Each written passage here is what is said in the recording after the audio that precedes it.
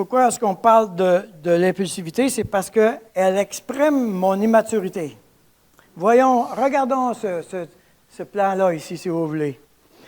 À 0 ans, au moment où je suis bébé, à 0 ans, je suis totalement dépendant. J'ai faim, j'ai soif, j'ai besoin de me reposer. La seule chose que je peux faire pour exprimer que j'ai besoin puis que tu dois intervenir, c'est que je vais pleurer. Ah! Et là, les parents regardent, ils devinent, ils s'imaginent, puis là, ils essayent une affaire, puis un autre, puis là, ah, ça a marché. Tiens, on est correct. OK? Donc, le bébé apprend que quand ça ne va pas bien, je crie et il y a une grosse masse noire qui arrive au-dessus de moi, puis tout à coup, hop, ça se met à marcher mon affaire. Maintenant, normalement, les parents, on essaie de développer un peu plus, on augmente le rythme, puis on veut développer une meilleure autonomie. Alors, on s'attend qu'à l'âge de 2 ans, 3 ans, le bébé il est propre. Il n'y a plus de couche. OK? Autrement dit, dans le cheminement, en cours de route, il y a des éléments de transfert entre la totale dépendance jusqu'à vers la totale autonomie. OK? Donc, il y a un cheminement, et puis s'il y a un enfant qui est rendu à l'âge de 10 ans et qu'il ne lit pas encore, on commence à s'inquiéter vraiment. S'il y a un enfant qui est à l'âge de 4 ans et il ne parle pas encore, on commence à s'inquiéter. Voyez-vous? Il y a des tâches qui sont attendues qu'on fasse et dans le développement, et si on ne les fait pas, bien, il y a des signaux, il y a des lumières jaunes sur le tableau de bord, n'est-ce pas? De la même manière, au début, oui, ça pleure bien gros, mais rendu à 5 ans, 6 ans, là, tu vas attendre un petit peu, là, on va s'occuper de ton frère avant. Et on va s'attendre à ce que l'enfant va retenir un peu son impulsivité au fur et à mesure, etc. OK? L'information que ça nous donne, c'est que dans certains domaines de notre vie, on ne s'est pas rendu là. On ne s'est pas rendu à la maîtrise de soi, on ne s'est pas rendu à l'autonomie. Alors, moi, j'étais en mécanique pendant 10 ans. On avait dans la cafétéria des tables de 10 mécaniciens pour manger. Qu'est-ce que vous pensez qui arrive dans une cafétéria d'employés quand il parle de son employeur? C'est un bon employeur. Bon et gentil, il paye bien. Il y a quelqu'un qui t'a payé pour ça, de dire ça? Là? Ça chiale. Hein? Ça chiale. Tout le monde chiale, il y a tout le temps quelque chose que la compagnie n'a pas fait de correct, etc. Mais change ma couche!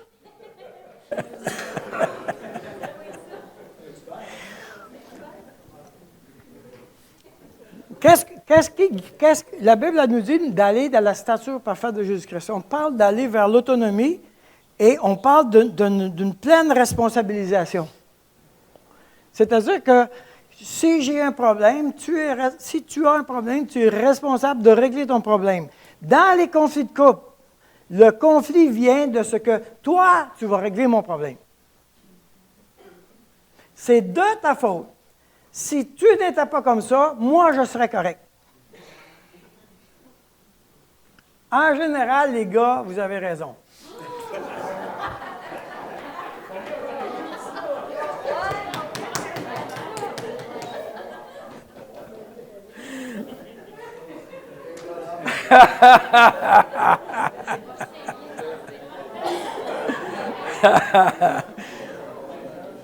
OK, on continue-tu la conférence ou c'est fini là?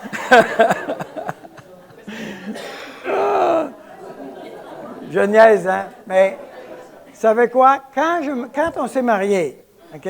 La raison pourquoi j'ai tombé en amour avec elle ou avec lui, c'est parce que j'ai vu dans l'autre la possibilité qu'enfin, il va me donner ce que j'ai besoin. Alors, je répète celle-là.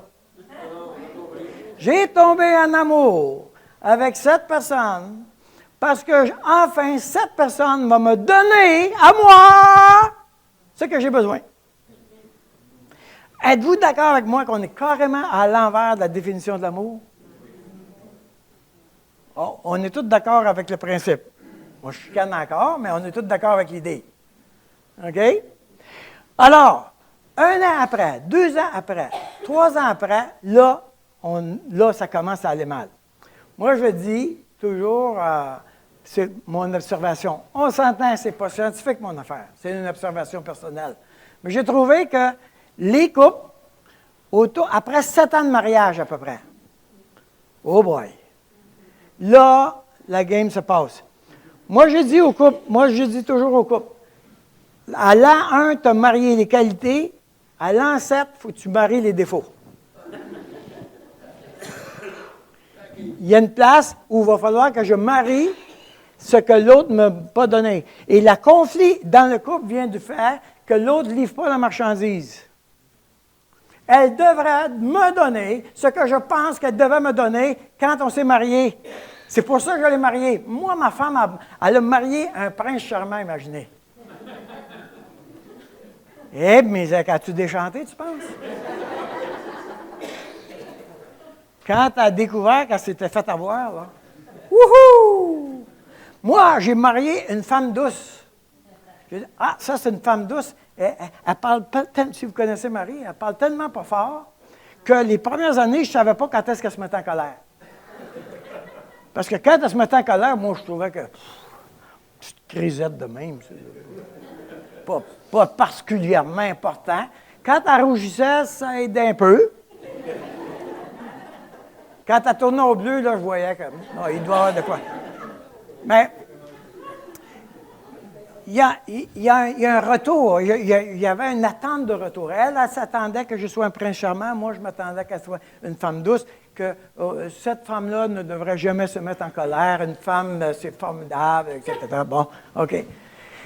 Heureusement, ça a donné que j'ai tombé sur la seule femme qui se met en colère. Vous autres, vous ne vous mettez pas en colère, hein? C'est ça que je pensais. Maintenant, le point, c'est que dans notre couple, OK, si on y va avec ça, dans notre couple, malheureusement, on fait une espèce de triangulation. C'est-à-dire qu'après un certain nombre d'années, OK, là, il s'installe la maîtresse, puis l'épouse. Je parle pour les hommes, là. OK? Alors, la maîtresse est toute blanche, puis l'épouse est toute noire. OK? Ça évite de réconcilier le blanc et le noir dans la même personne. C'est difficile d'aimer les qualités et les défauts d'une même personne en même temps. OK? Donc, en éliminant la responsabilité de faire le choix, c'est plus facile. Donc, on se retrouve avec une situation semblable où on commence à fantasmer dans d'autres possibilités de recevoir ce que moi, je voulais avoir. Mais on est toujours à l'envers. C'est-à-dire qu'on est toujours à l'envers, c'est-à-dire que l'amour est là pour donner à l'autre, mais je suis toujours dans le sens qu'elle me donne ce que moi je veux, ou que lui me donne ce que je veux. Donc, on est toujours dans cette inversion-là, constante, qui est créée par le péché, et qui, évidemment, qui nourrit le conflit.